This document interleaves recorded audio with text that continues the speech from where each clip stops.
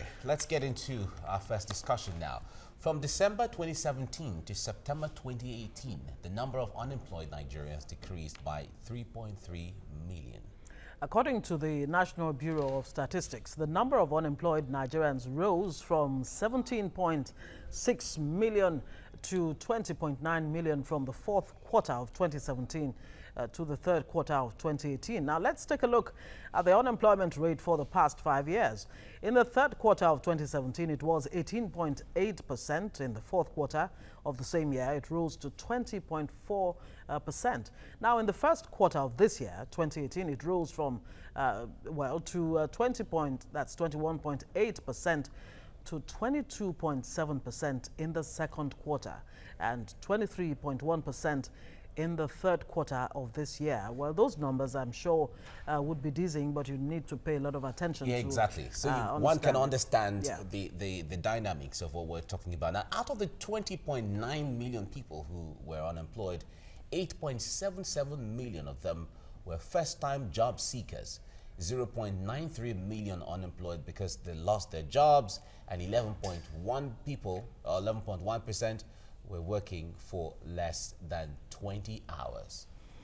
All right, just joining us is Remy Dairo. He's a productivity expert.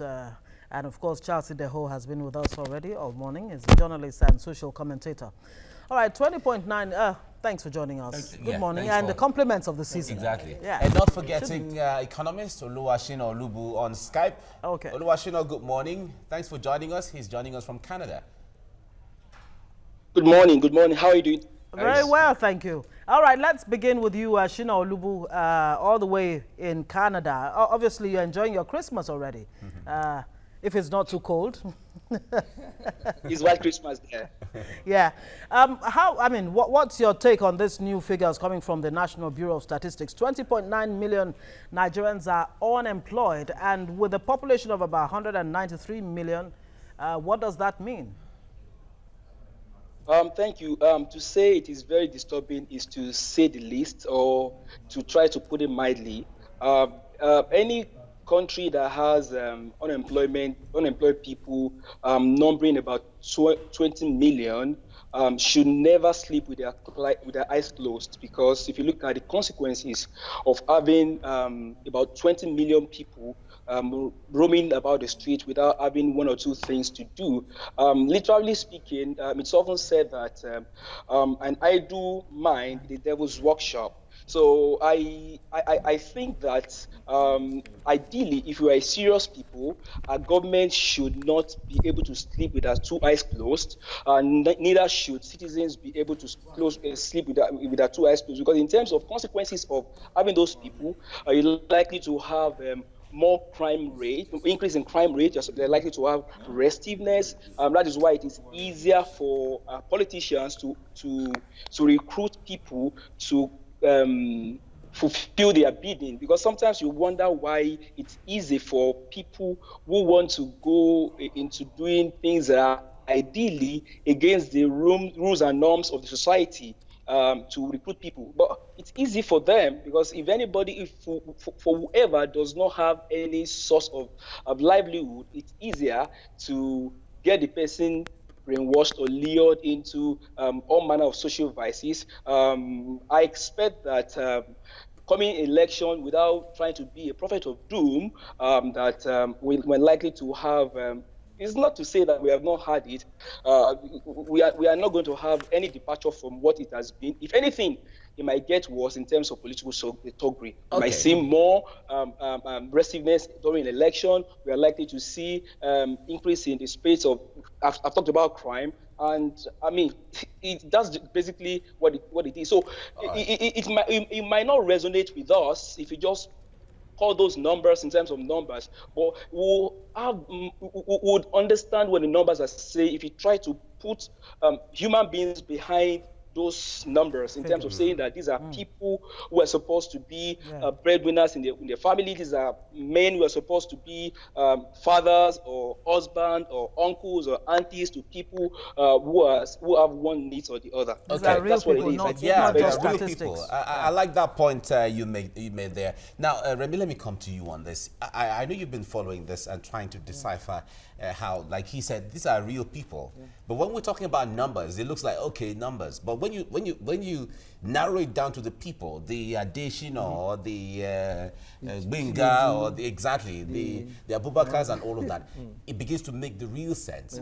Now, the president was presenting the budget 2019 to the National Assembly, was ruling out some of his progress and achievements he has made, especially in the area of employment, and then, painting a picture of the fact that things are bright and so on. And just while he was doing that, the National Bureau of Statistics was also reeling out its own figures, saying, and there's a big contrast between what the president is projecting and saying and what the NBS is saying. What do you make of all of this? Yes, I think this is a political season, so every statement, every action have a counter reaction from this side and all, and then if you're not careful, technically you're not able to find out what exactly is going on. I heard the minister speaking yesterday. They've made a lot of progress in employment. They've employed more people in percentage than the former government and all that. See, true, they've done some stuff.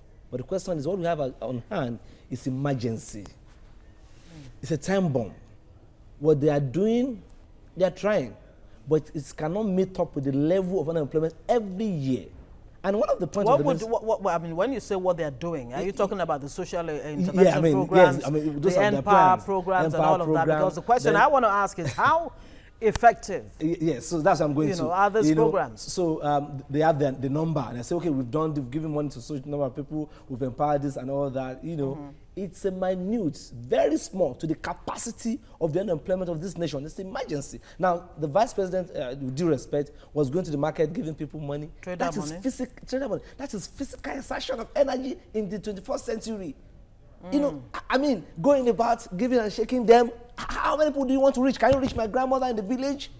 Can you reach all the older people that need the money? And then the question is, 10,000 naira, how much poverty or how much employment have we been able to give him through that?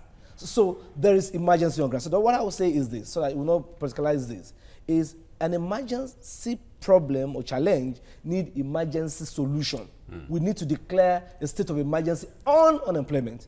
It is not political, rhetoric. Rhetoric and say, okay, we have done Charles well. The President Muhammadu Buhari, while laying out the budget 2019, said the three aims of this, budget is to achieve inclusiveness, sustainability, and of course, to pull Nigerians out of poverty. And then you have a population of youth, and the youth unemployment level about 65%. You wonder how realistic this is, or how achievable this is, even.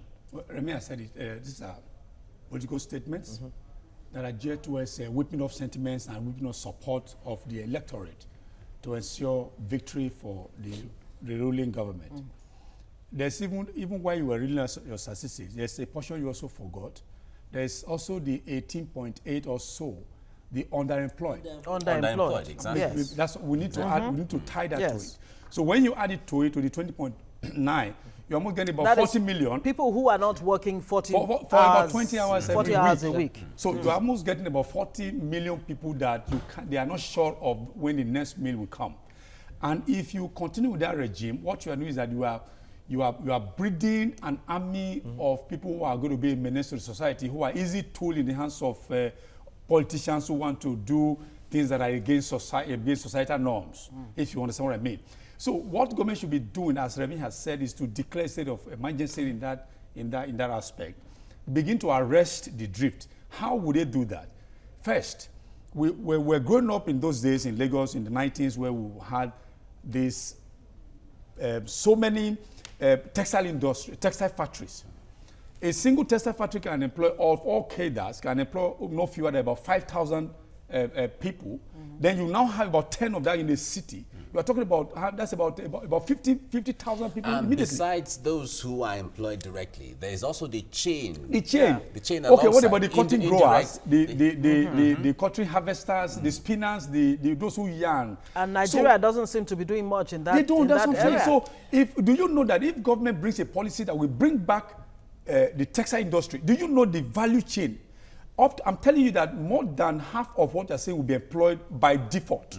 That's it. And government is also benefiting. When we're talking about tax, you want to increase, tax regime. Do you know that even most of these advanced economy, and thankfully our man in Canada will also testify to that, even what we come from taxes alone, when people are working through pay and all of them, the government is also losing. Exactly. So the UN, the Empower you're talking about, they are not meant to last forever. They are like a stopgap. We practically see the Like telecoms industry. How many people, when you talk about numbers, how many people do the telecommunications companies employ? That's it. But do you know it's a huge one? Exactly. Those who are selling the recharge card, they are also part of the industry. And it is the policy of bringing legalizing, or is it no, liberalizing that sector that brought about these chains of employed youths. You go over, you drive on any street, you see them, and these are people who are gainfully employed, not necessarily on the payroll of all these other companies. But you know, they are part of them. Exactly. That's exactly what government should be thinking, not about Empower. Empower, they are only is only acting as a stopgap. Okay. There's no job security in all these policies. Yeah, in fact, they say there was going to be 2 years. It was going to run for 2 years. After that, what happened? And then after then, they could maybe reorganize it and see how they can relaunch it, as the case may be. Let's bring in back Oluwaseun Olubu here from on Skype from Canada. Now, the oil sector or the oil industry is not employment elastic, and we know that it is where the larger amount of revenue comes in for Nigeria. A lot of economists like you and other people who are monitoring the system have advised that there should be a deliberate diversification of the economy where other sectors like manufacturing, agriculture and all of that, even solid minerals, ICT can be stimulated and activated. What do you see happening in that regard? You know, the doctrine of diversification is good, but it's become too familiar with us in Nigeria. And because it's become too familiar, people use the word loosely, and it's lost its potency. A lot of people just lash on the word. Politicians talk about diversification, and I don't want to talk about, because if you want to delve into that, we're going to spend a lot of time on that. Now, but to speak to what you said specifically, there's nothing bad in having a sector of the economy being the cash cow. What is bad is when you lack either the political will or the capacity to use the sector that's the cash cow today to build other sectors of the economy. You think Nigeria lacks the capacity? Is that what? I said you think Nigeria lacks the capacity? I would say yes. I would say no. I would say no in terms of, because we do not lack the capacity in terms of manpower as to those that the manpower needed to do this, but we lack the capacity in terms of galvanizing because it's not everyone that has access to the boardroom, if I call it, where decisions are made and where the shots are called. That's one. Then the second thing I think we need to mention is that we've not even asked ourselves in this whole of this conversation what brought us to where we are in terms of the causes of this unemployment. Because if you know the causes of this unemployment, it might be helpful in terms of profiling solution to it. Maybe you should help us with that, really. Okay, briefly, so yes. when I got the invite, I was thinking that why are we here where we are?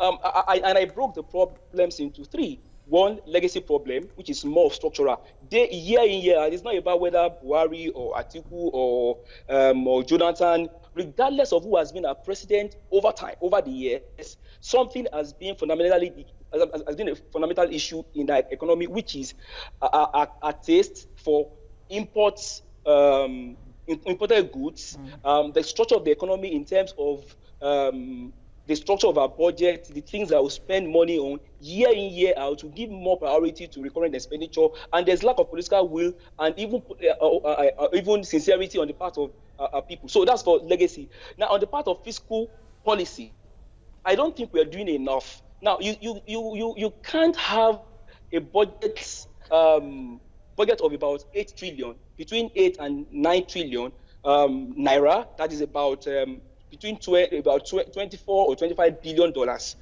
as a budget of for an economy that's about that houses about 200 million people. How on earth can you create jobs with that kind of size of the budget? That's one. Two, which is more worrisome, is the structure of the economy in terms of what percentage that goes to recurrent expenditure relative to what goes to capital expenditure, where jobs can be created. Now, the part of the recurrent expenditure is so sad that if we dissect it, some of these things go into ghost worker and all sorts. The last point I will make is also monetary policy. For the life of me, for almost how many months now, MPR has been at 14%, which is a benchmark rate for interest rate, and which means that every other interest rate takes a cue from the benchmark rate. Little wonder you can't get loans for anything below 20%. Think about it, Ngozi and Micah. Yeah. What kind of business can you do? So it means that cost access to capital is almost non-existent, and when people don't have access to capital, how on earth do they want to do businesses, and how do you create jobs? And of course, there are usually value chains along. So if a business is not able to do business, or is a business's going concern is threatened because of lack of capital, then there's an issue. All so right, Sheila, let me bring it to Remi Dairo here in the studio. In addition to all the things that he just reeled out now, there seems to be a lack of strategy too, a deliberate strategy, because this huge population of unemployed persons in Nigeria, including the 65% unemployed youth, can actually be used positively, to drive the manufacturing sector. Yes. The government is still working with the old method of, getting things done. I don't know where the old template. Old template. Now, in the 21st century, it's a technology-driven, digital-driven, society. We can use the same technology to know how many people are unemployed. We don't. To start with. I'm telling you, I'm not sure the Bureau of Statistics knows exactly the numbers, because probably from their books. But the question, there are a lot of people who are not captured in that statistics. So the question is, so it could be higher. It could be higher. Much higher. Yes. Now there are people under the bridge of Ojuelegba working. Not working to the exact time. to exact 40 capacity. hours a week. So are they captured? Probably no. So the question is, if you so when you're looking at the unemployment rate, you're looking at both the formal and informal. That is what you should look at. Yeah. Okay. So there's something that cuts across all. That is the technology, the mobile. I'm just giving solution now. Yeah. So if there's an application that shows if you're unemployed, click here, and then we have that data. So there's no even data. So we have the right data to say, okay, this is the number of people unemployed. Okay, if you're a student in school, if you're in university 300 level, before you go to 400 level, before you graduate, how many numbers do you have? Let's have that data. Now, if you're serving, you're a copper, you're NYSC, or you work somewhere, you're doing IT, how many? Let's have that real raw data. Then let's now go to the society, to the organization, textile, in telecommunication, different sectors. How many jobs are you, providing? Okay, let's get it. Click here. Let's have that. Okay, what are the skills that are available? Now, most times, it's not that there are no jobs. The skills gap is very far. The gap is too wide. What you learned in school is not what they're looking for outside. Exactly. So automatically there's unemployment. It raises the question of unemployability of some of the people. Exactly. So that's right. That is one of the factors. So the question is, can the government ask question, what are the new skills now? Can we introduce that to our education? I expect us to fight on some of these things. Yeah, but Remy, the point there is, there seems to be a disconnect between what government plan is and what are the new trends coming out. Exactly. Now, you mentioned ICT now. If you go to Yaba, for instance, or Sabo Yaba, for instance, and you see what young people are coming up with, they call it the Silicon Valley of Nigeria. Yes. In fact, they had to attract Mark Zuckerberg to come to Nigeria. Government is somewhere in Lagos, and that is not. That government is not even taking advantage of that yet at all. Big opportunity. Now, well, maybe hopefully with the 6, ICT villages or planned, technology hubs, which the president talked about in the 6 geopolitical zones. Plans, the political statement. We are going to make this happen. I'm talking about practical solution to this practical problem here. Now, if we get the data, at hand, then we can now plan with the data. And we can now say, these are the raw number of people that are unemployed, underemployed, and we're looking for a job. Then these are the opportunities available. These are the gaps. These are the gaps, skills gap. Then let's go and train them on the skills gap to be able to match up with the job of today. And let me quickly say this. The jobs of 21st century is no more local. We can prepare them for global opportunities. Right. Now, just to quickly tie into that is that if we are looking, all these things, they are all grandiose plans, grandiose ideas. But you see, at the heart of this is the curricular system. Because the biology of this world that we have always been taught, I give you a joke. Somebody told me, a friend of mine, that when he was in school, he was taught to find X. If X is this, find X. He said when he went to the bank, he never saw X. He never saw X. And that's why I was never good at math. Confession. He's been looking for X for the rest of his life. You taught him it's good to find X. He never found X in the banking form. So we need to find a way to get a curricular system to get into how it will fit into this century. What I'm saying is that when you teach people all this, the British system of those days when we got independence, there's this curriculum, and the curriculum has something to do with today's trend. So what we need to do is that we need to focus on the very basis of the UBEC education and the 633 system, where, for instance, a child who goes into GSS 1 to 3, he learns vocation. He's vocation driven. So that even if he cannot go beyond GSS 3, he can get a skill. He has some basics. Yeah, so he doesn't have to depend on government. All he needs to do is that you also make microcredit available so that people like that could also access it and set up cottage industries that we have helped to absorb this teeming youth. Okay. But what do? We make people to run through schools. You must go from class 1 to class 2 and finish it, and then go to university and then certificate. And then the certificate will earn you nothing. All right, let's bring in Oluwaseun Olubu here. The point there is, okay, we're about rounding off, but let me ask you, everyone has talked about the fact that government cannot provide all the employment by itself. It shouldn't. It has to be able to create an enabling environment for companies and individuals to rise up and come up with all of those. Now, how can this conducive environment be created in Nigeria? See, thank you so much. I mentioned earlier, it was deliberate when I mentioned budget the other time, and I tried to look at it from the angle of the economy. I do not disagree with the fact that there is an issue with the curriculum, if you like. But I have been asking myself that the very basic things that we learned in school, how complex is our sectors in Nigeria that those basic things cannot be used in those things? I've asked myself severally. So the truth is, the jobs are not just there. So it's not as though the jobs are there, the skills required and are such that the labor force that we have cannot match them. That's one. Now the second thing, to go specifically to your question, is that I think that infrastructure is a major thing in terms of trying to create an enabling environment. One, then two, policies is second thing. The third thing is regulation. So when all of these are there, it helps to create an enabling environment for those who will come in and the last point I will make in terms of the government being helped is that government should engage in a lot of PPPs. You said it before. private capital is always there. If you All right, engage the private sector, we have to leave it there. Thank you very much. Yeah. Gentlemen, Remy Dairo is a productivity expert, Charles Ideho, journalist and social commentator.